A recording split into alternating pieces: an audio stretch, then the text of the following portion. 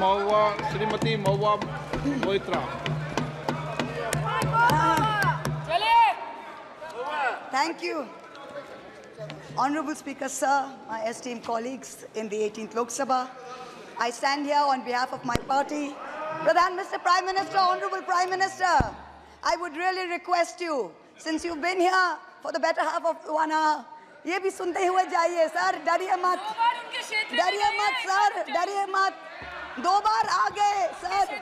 You came to my area twice during the campaign, sir. आज तो सुन के जाइए sir. Never mind, my bad luck. Honorable Speaker, sir, Rahul, Honorable Speaker, sir, my esteemed colleagues in this newly constituted 18th Lok Sabha, I stand here on behalf of my party, the All India Trinamool Congress. कोई बात नहीं, वो मेरे LOP है, वो already मुझे सुन चुके हैं, वो मेरे LOP है. Honorable Speaker, sir, my esteemed colleagues, in this 18th Lok Sabha, I stand here on behalf of my party, the All India Trinamool Congress, to speak on the Honorable President's address. The last time I stood here, sir, I was not allowed to speak. I was not allowed to speak.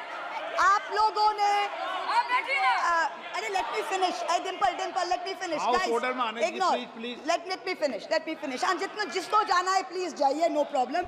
The last time I stood here, I was not allowed to speak. But the ruling party has paid a very heavy price for throttling the voice of one MP. मुझे बैठाने का चक्कर में जनता ने आपके 63 सदस्यों 63 जन को परमानेंटली बैठा दिया. You have gone down from 303 to 240. In my maiden speech in the Lok Sabha in June 2019, I spoke on the 7 signs of fascism that were taking over this country.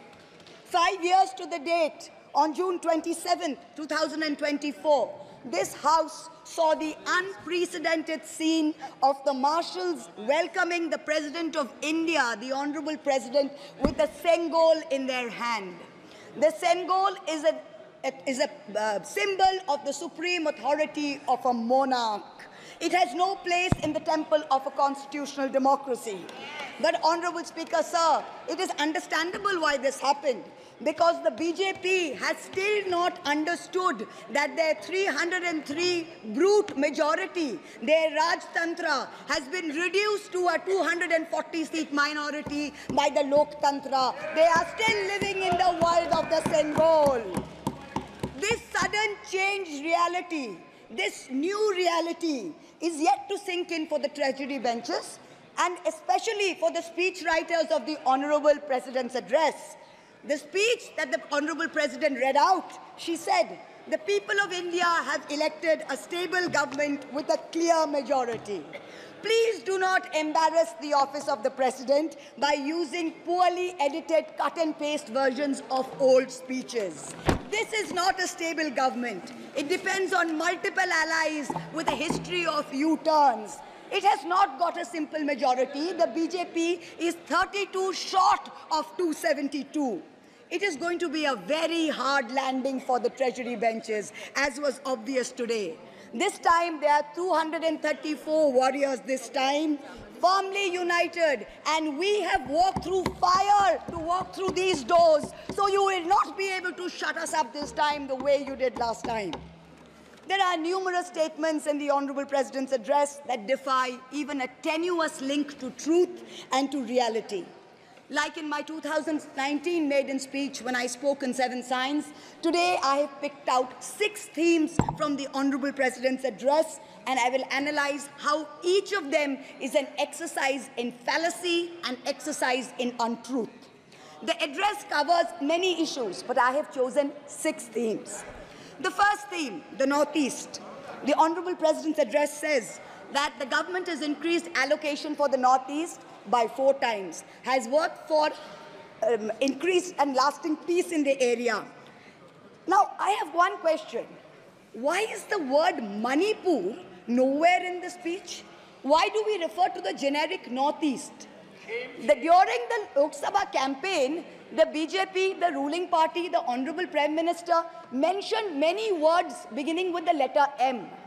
Musalman, Mullah, Madrasa, Mughal, Mutton, Machli, Mujra, Mangal Sutra, but not once did they mention Manipur. We don't need to act east. The government says we want to act east. We don't need you to act east. Look east, walk east, and most important, embrace east. I stand here for my brothers and sisters of Manipur, and I quote the revolutionary poet Pablo Neruda. One morning the bonfires leapt out of the earth. One morning the bonfires leapt out of the earth, devouring human beings. And from then on, the fire. From then on, blood. Come, see the blood on the streets. Come, see the blood in the streets. Please go to Manipur, see the blood in the streets. The second theme in the President's address, women empowerment. The speech says, women in our country have been demanding greater representation in the Lok Sabha and Vidhan Sabhas, and today they stand empowered by the Women's Reservation Act. This is a complete untruth. Firstly, you conveniently delayed reservation for women in parliament because you actually fear women. You fear Nari Shakti. You want their support, but you certainly don't want us here. The 17th Lok Sabha had 78 women, 14.3%. The 18th Lok Sabha, this Lok Sabha has only 74 women. 4 women less than last time, only 13.6%. The ruling party, the BJP, had called a special session to bring in the Women's Reservation Bill. They have got a shameful 30 women MPs out of 240, only 12.5%. It is only Mamata Banerjee's Trinamool Congress that in 2019 had 37%, and even this time has got 38%. The President's address talks of a comprehensive campaign by the government to enrich and make 3 crore women Lakhpati Didis. All that we have seen so far is a far more comprehensive campaign to make 1 Arabpati Dada. I'm sure I don't need to take his name in this house. I'm sure we all know who we are talking about. The third theme, Kashmir. The address mentions that after decades of shutdowns and strikes, the Kashmir Valley has voted in an atmosphere of stability and security. But if abrogating Section 370 was such a good idea, why did the ruling party, the BJP, not even dare to put up candidates in the 3 valley seats of Anantnag, Baramulla and Srinagar? If 370 was such a big deal and you were going to campaign on the basis of 370, you did not even dare to fight the seats. The Kashmir Valley has voted in MPs who were against your 2019 decision. You downgraded Ladakh into a union territory. You told them it was a temporary move. Today, 5 years later, the Ladakhis are still waiting. They have not got back their statehood. You have not given them a legislature. You have not included them in the 6th schedule. You have not given their demand of 2 separate seats of Leh and Kargil. As a result, in the current Lok Sabha, the Ladakhis have relegated you to 3rd position in the Lok Sabha. You lost it. The 4th theme in the Honorable President's address, the Election Commission of India. The speech expresses gratitude to the ECI for conducting the largest election in the world. With all humility, with no intent to denigrate the office of what used to be the august constitutional body of this land, let us as members of this opposition put on record that we won in spite of the EC, not because of it. The commissioners chosen by a government-dominated panel in willful disobedience of the Supreme Court turned a deaf ear to the most egregious violations of the Model Code of Conduct by the ruling party, by the Honorable Prime Minister with his hate-filled speeches and his divisive religion-based rhetoric. This country has been ashamed and disgusted by the language used against minorities during this campaign. This election will go down in history where an eager and compliant election commission turned a blind eye and a deaf ear against the excesses of the ruling party when the MCC was in effect. Opposition leaders were arrested, party accounts were frozen, ED and CBI even came into our election offices with impunity. Ultimately, the voters took charge and they said, "Bahut ho gaya." Enough is enough. The fifth theme, and here I have to commend the speechwriter's very dark, almost macabre sense of humor. The Indian Railways, aviation and infrastructure. The address says that work on the Ahmedabad-Mumbai bullet train is going on at a fast pace, and Indian Railways is doing feasibility studies for bullet train corridors in the north, in the south, in the east of India.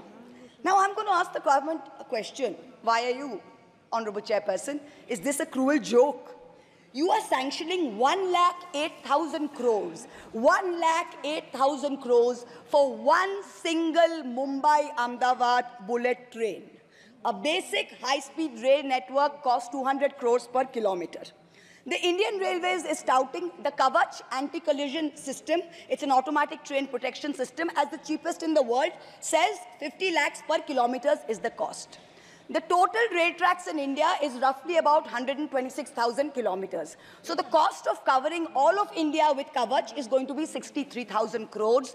All of India's Kavach costs 63,000 and one single Ahmedabad-Mumbai bullet train costs 1,08,000. Please look at the numbers. Last June in Balasore, 3 trains collided, 296 people died. The ministry said Kavach was not operational on that route. Last week, Kanchenjunga Express collided with a goods train in New Jalpaiguri. 10 people died. Again, the ministry said Kavach is not operational on the route. The Economic Times had a survey which said at the current level of funding, it will take 50 years for all of India to be covered under Kavach. And you're telling us about bullet trains. And please don't start shouting about what it was during Nehru's time. We don't know and we don't care. False equivalences cannot take the place of real body bags. The address mentions about how India is apparently the 3rd largest domestic aviation hub of the world. In truth, India's airports have become domestic hazard hubs. First in Jabalpur, then in Delhi, then in Rajkot. Newly constructed airports have canopies falling down, killing people. The newly constructed Rampath in Ayodhya has had 3 cave-ins in the last week. The Pragati Maidan tunnel is flooded. The Atal Setu has developed cracks. The Ram temple's roof is leaking. This is exactly what happens when infrastructure is poorly planned and rushed in order for photo opportunities by the supreme leaders. The sixth theme, competitive cooperative federalism. Honorable Chairperson, sir, the last decade saw the most brutal government-sponsored throttling of cooperative federalism that this country has ever seen. I speak for my own state of West Bengal. The centre has withheld 7,000 crores in Manrega funds. 17 lakh households have been deprived for work already done. It has held back 8,200 crores under the rural housing scheme, over 11 lakh houses sanctioned but not paid. Another 1,000 crores has been held back in pension and PMGSY. A total of 16,000 crores. When we went to meet the Rural Development Minister, we were dragged out by the Delhi police and bundled into prison vans.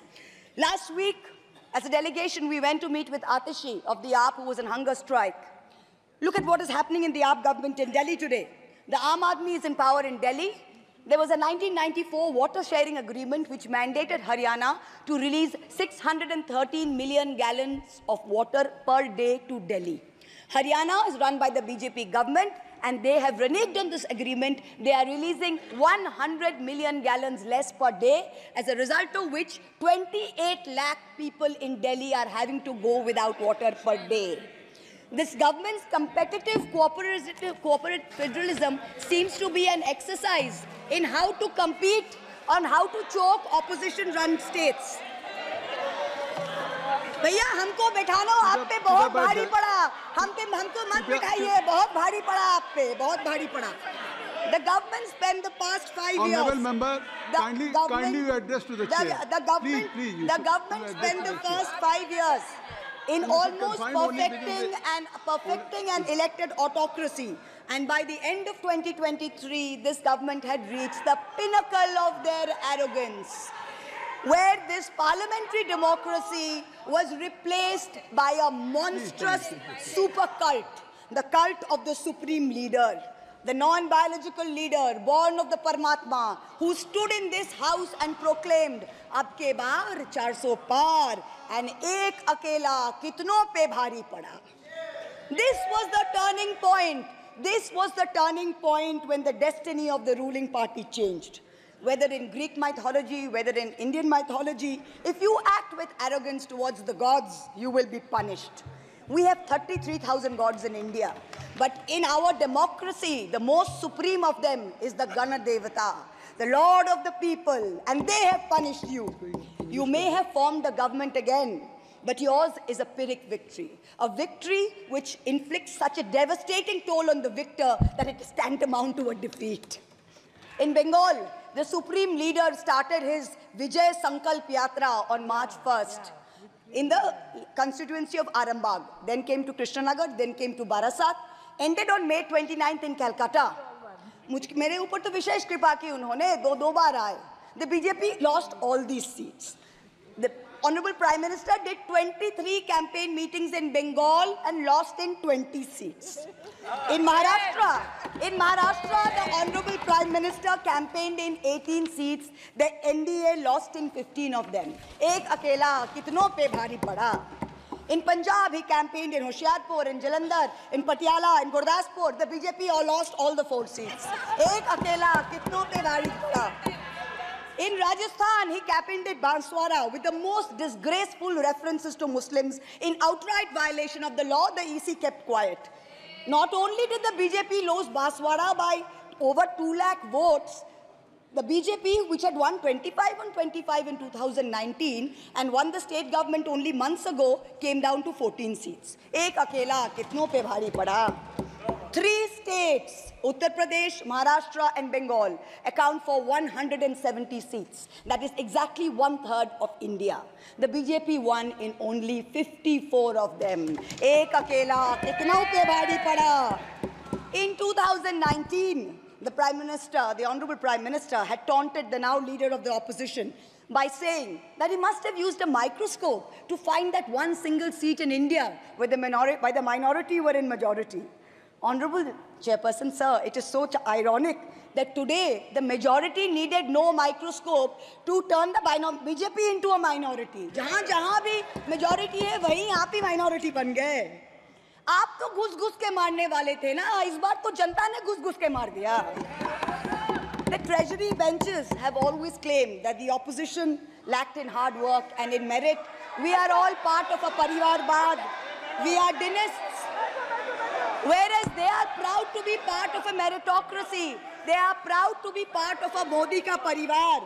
How ironic is it today that 20 ministers in the union cabinet are dynasts? How ironic is it that the Honorable Prime Minister has to take to social media himself to tell people that no, it is not Modi ka parivar, it is NDA, the Nitish Naidu Dependent Alliance.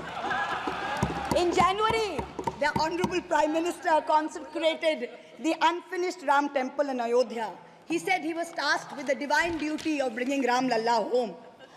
The Ram Mandir was going to ensure that not only would the BJP cross 400 seats, but that this government would last 1,000 years. The last time in history that we heard of a 1,000-year vision was during the Third Reich. This was the second time that we've heard of it. But then ultimately, Lord Ram said, stop, not in my name. Oti dorpe hoto Lanka. Too much arrogance, too much pride caused you to lose the kingdom of Lanka. The BJP lost in Ayodhya, Faizabad, where the temple is. It lost in Banda Chitrakoot, where Lord Ram meditated. It lost in Shravasti, where the son of the Honorable Prime Minister's ex-secretary said, my father has built the temple, campaigned in his name, you lost there. All the seats around Ayodhya, Basti, Sultanpur, Ambedkar Nagar, the BJP lost. ये तुम लोगों के नाम जपों में पहले सा आराम नहीं. ये तुम लोगों के नाम जपों में पहले सा आराम नहीं. जबरदस्ती के जय श्री राम में सब कुछ है, पर राम नहीं. जबरदस्ती के जय श्री राम में सब कुछ है, पर राम नहीं. Today in India, there are 2 types of leaders. Those of us who come via the voting machine, and then there are many who come via the washing machine. There are still people who say Wait, you don't know Modi ji. Wait 6 months and see. The BJP will get 300 members. To them I say, no, this will not happen this time. Because every potential turncoat will have to choose between temporary greed or fear and between permanently becoming politically irrelevant.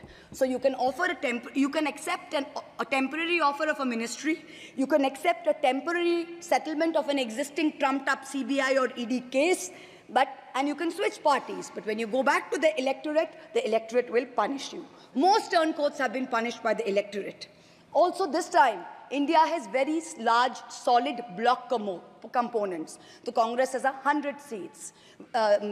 SP has 37 seats. Trinamool has 29 seats. DMK has 22 seats. NCP and UPTA have 17 seats. So this is not a ragtag bunch of members that you can lure away. This is a solid bloc. So yes, it's a question of time. But the question is not whether they will get 300. The question is when people will join us and we will cross 272. The ruling party's politics have always been along the lines of religious hate and ethnic divisiveness. But even at the height of their power, when they got 303 seats, 1 out of 2 Hindus had not voted for the BJP. This time, even in their core Hindi heartland, their core voters have deserted them. The Muslims in India, over 250 of them, called infiltrators, called terrorists in the land of their birth, waited silently, patiently, and bided their time.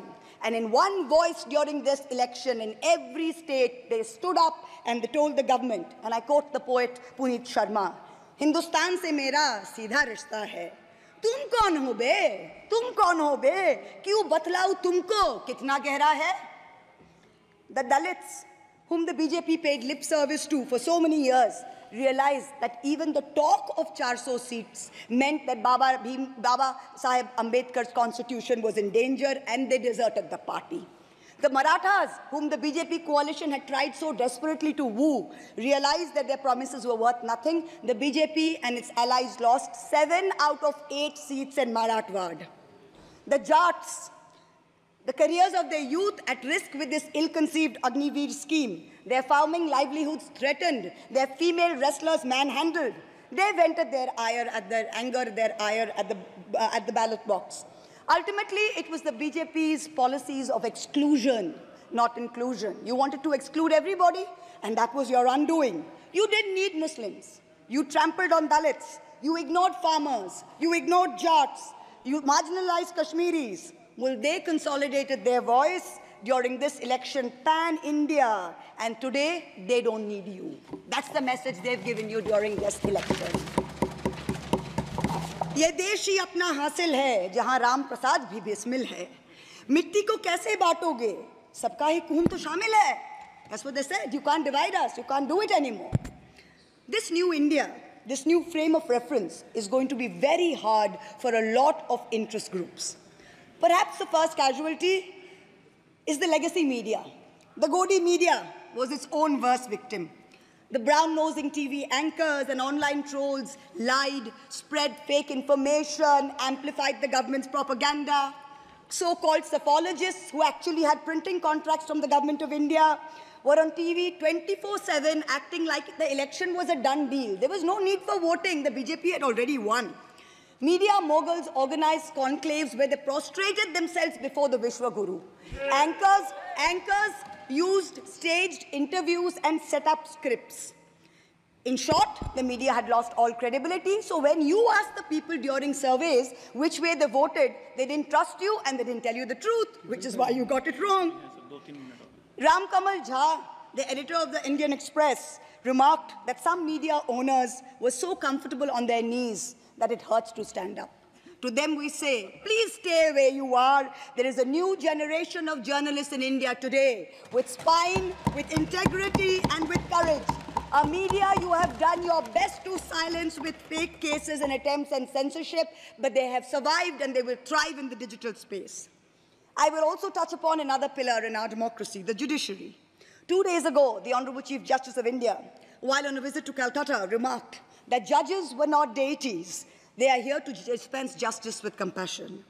Just as one can't be partly pregnant, you either are or you're not, justice and democracy too must be absolute. They cannot partly be in effect. The retirement age for High Court justices is 62, and the retirement age for Supreme Court judges is 65. Now, this has unfortunately contributed to High Court judges kowtowing to the Supreme Court Collegium and to the government for a last-minute elevation to be able to serve for 3 more years and then qualify for further sinecures, such as the head of the Lokpal, the head of the National Human Rights Commission, chairman of various tribunals. It has come to such a state that opposition leaders framed in politically motivated cases are denied in bail and denied justice simply because judges are even scared to touch their case for fear of offending the government. Today I say, the poorest people in India who have perhaps the most to lose from offending the government in power, they have shown spine and risen to the occasion. Your lords and ladyships, heed thy inner voice, have a spine, rise to the occasion. 7 months ago, on the 8th of December, this house was transformed into a Kuru Sabha, presided over by a blind Dhritarashtra, where Dushrasan Darbaris made every attempt to disrobe Draupadi. The Ethics Committee that voted to recommend my expulsion on the 9th of November, they voted 6-4, had 10 members and 1 chairperson. Of the 5 Lok Sabha members from the BJP, 4 have not returned to the House. The chairperson, a BJP member, has also not returned. The Congress turncoat from Punjab who voted against has also not returned. The BJP lady MP from Maharashtra who started the debate in the House on behalf of the BJP has also lost. Much like Lord Krishna protected Draupadi, the people of Krishnanagar have protected me. In the last year, a lot of people look at me and say, oh, Mahua, you must have lost a lot. You lost your membership, you lost your house. And by the way, I also lost my uterus due to a surgery. But you know what I gained? I gained what Rahulji said, the freedom from fear. I do not fear you. Yes. I will see the end of you. We will see the end of you. Your ED, your CBI, your income tax, your trolls, your media, nobody can scare us. The people of India are patient. They will wait patiently for this government to fall. And I hope that whoever writes the next speech for the Honorable President of India will give her the respect and the honor due by not filling it with falsity. This government has dishonored the office of the President by giving her a script that is full of... We wait, and the people of India wait, for the restoration of her honor and for the honor of her august office.